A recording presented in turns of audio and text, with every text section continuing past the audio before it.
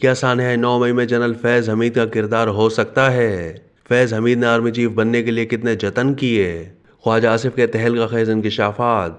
وزیر دفاع خواجہ آصف نے انکشاف کیا ہے کہ لیفٹیننٹ جنرل ریٹائرڈ فیض حمید نے نواز شریف اور شہباز شریف کو پیغام بھجوائے کہ مجھے آرمی چیف بنا دیں۔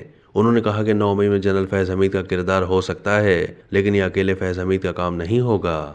نجی ٹی وی کے پروگرام میں گفتگو کرتے ہوئے خواجہ آصف کا کہنا تھا کہ جنرل قمر جاوید باجوہ کی ریٹائرمنٹ قریب پہنچی تو فیض حمید نے خود آرمی چیف بننے کے لیے آخری 24 گھنٹوں تک کوششیں جاری رکھیں۔ خواجہ آصف نے دعویٰ کرتے ہوئے کہا کہ فیض حمید نے نواز شریف سے معافیاں مانگیں، ہماری صفوں سے ایک بندے سے بھی رابطہ کیا۔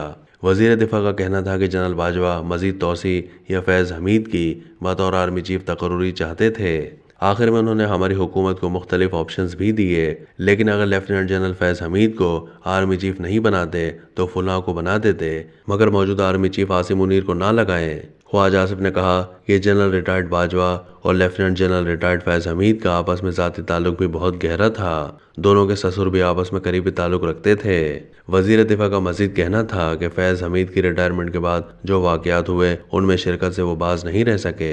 ان واقعات میں براہ راست یا بالواسطہ طور پر فیض حمید ملوث تھے، مگر وہ اکیلے ملوث نہیں تھے۔ انہوں نے ان واقعات کے لیے لاجسٹک سپورٹ فراہم کی، ٹارگٹ طے کیے اور سازش کا تجربہ فراہم کیا۔ خیال رہے کہ سابقہ ISI chief lieutenant general retired Faiz Hameed کو فوجی تحویل میں لے کر ان کا فیلڈ جنرل کورٹ مارشل شروع کر دیا گیا۔ ISPR کے مطابق فیض حمید کے خلاف پاکستان آرمی ایکٹ کی دفعات کے تحت مناسب انضباطی کارروائی کا آغاز کر دیا گیا۔ سپریم کورٹ کے حکم پر نجی ہاؤسنگ سوسائٹی کے معاملے پر کورٹ آف انکوائری شروع کی گئی۔ اس اہم ترین معاملے پر رد عمل دیتے ہوئے وزیر اعظم کے مشیر رانا ثناء اللہ نے لیفٹیننٹ جنرل ریٹائرڈ فیض حمید کے خلاف انکوائری کو غیر معمولی واقعہ قرار دیا اور کہا کہ فیض حمید کے خلاف کچھ چیزیں ثابت ہو چکی ہوں گی، اسی لیے فوجی تحویل میں لیا گیا۔ رانا ثناء اللہ نے کہا کہ فیض حمید کے خلاف نجی ہاؤسنگ سوسائٹی کے معاملے پر انکوائری کا پتہ تھا، لیکن اندازہ نہیں تھا کہ یہ اقدام لیا جائے گا۔ یہ اقدام پاک فوج کے احترام اور عزت میں سنگ میل ثابت ہوگا۔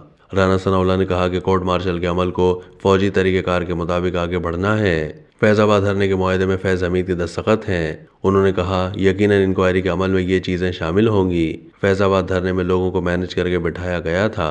رانا ثناء اللہ نے کہا کہ فیض آباد دھرنے میں لوگوں کو اٹھانے میں فیض حمید کا کردار تھا۔ سپریم کورٹ کا خالصتاً ہاؤسنگ سوسائٹی کے بارے میں حکم تھا۔ ہاؤسنگ سوسائٹی کے حوالے سے انکوائری ہوئی۔